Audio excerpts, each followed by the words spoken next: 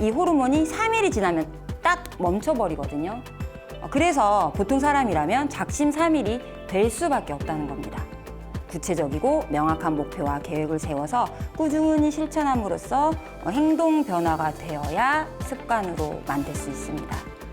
단순히 습관을 만드는 것이 아니라 자신이 원하는 일과 하고자 하는 일에 이 습관이 좋은 수단이 되도록 하는 게 좋습니다.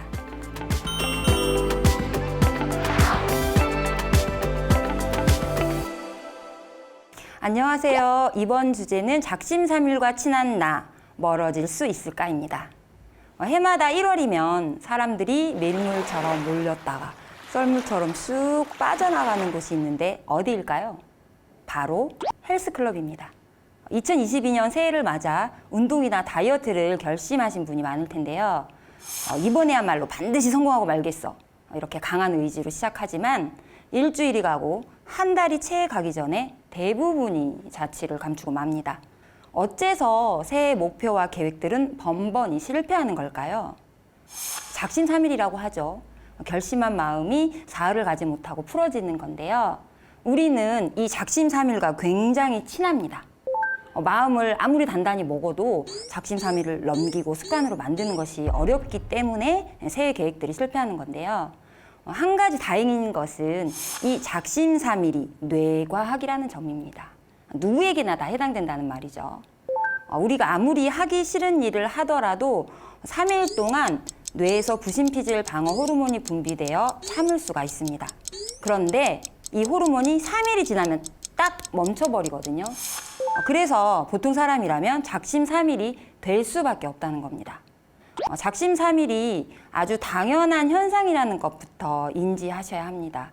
그래야 3일을 넘길 수 있습니다.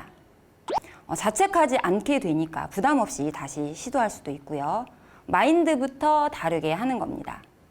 그리고 나서 이제 구체적이고 명확한 목표와 계획을 세워서 꾸준히 실천함으로써 행동 변화가 되어야 습관으로 만들 수 있습니다.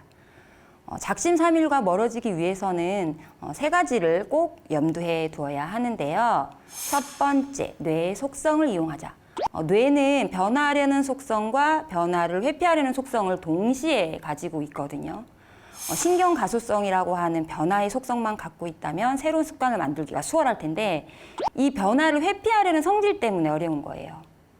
변화를 회피하는 성질을 이용해서 변화하기 위해서는 뇌가 변화라고 미처 알아차리지 못할 만큼 단계별로 아주 작은 변화를 주면 됩니다.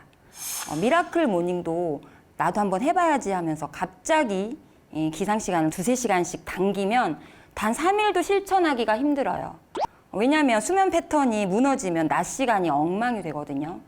1~2주 간격으로 30분, 60분씩 이 취침 시간과 기상 시간을 같이 당겨야 해요.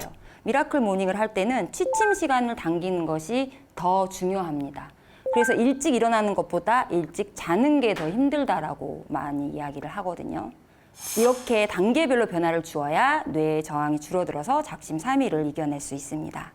두 번째, 뇌의 고속도로를 뚫자. 새로운 습관을 만들기 위해서는 초기에 의식적으로 생각과 행동의 변화를 줘야 하는데요. 이것은 결국 뇌가 변하는 것이고 뇌 신경망의 변화를 의미합니다. 뇌 신경망은 1000억 개의 세포와 100조 개 이상의 시냅스 연결망으로 이루어져 있는데요. 외부에서 들어온 정보를 이 신경 네트워크를 통해 처리를 하는데 시간이 흐를수록 이 정보가 쌓이고 패턴화되면서 굵은 신경망들이 생기게 됩니다. 이 고속도로와 같이 굵은 신경망이 생기면 익숙한 습관, 고정관념이 되는 거죠. 새로운 습관은 아직 구불구불하고 좁은 국도로 비유할 수가 있는데요.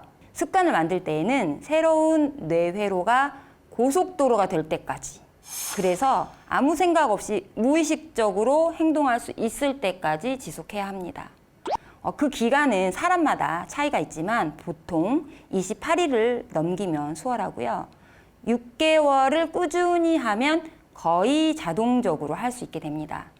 세 번째, 구체적이고 실현 가능한 목표와 자신에게 맞는 실천 계획을 세워야 합니다. 내비게이션에 목적지를 입력하고 최적의 길로 운전해서 가듯이 뇌가 헤매지 않도록 우선 명확한 목표를 세우고 그것을 이루기 위해 매일 어떻게 행동하면 되는지 구체적으로 계획을 세워야 합니다.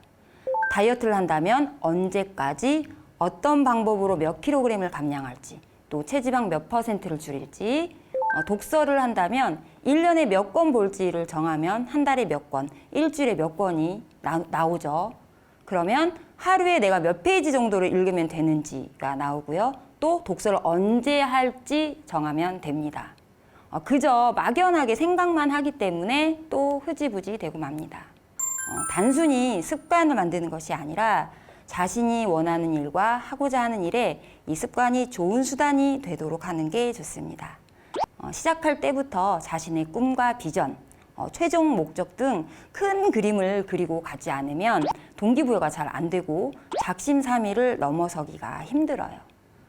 또 한 가지는 제가 많이 사용하는 문장인데, 과거의 나와 비교하고 현재의 나를 사랑하며 미래의 나와 경쟁하자인데요. 안 좋은 습관과 생활 패턴을 갖고 있던 과거의 나와 비교를 하고 현재의 나, 노력하고 좌절도 하는 지금의 나를 칭찬하고 격려하는 것이 매우 중요합니다. 또한 다른 사람과 경쟁하는 것이 아니라 미래의 나, 내가 원하는 것을 이룬 나와 경쟁을 하는 겁니다. 그러면 길고 지루한 습관 만드는 과정이 굉장히 즐겁고 행복할 수 있거든요. 여러분도 올해는 무조건 열심히만 하지 마시고 뇌를 잘 활용하고 자신을 잘 파악해서 하루하루를 행복하게 창조하시면 좋겠습니다. 감사합니다.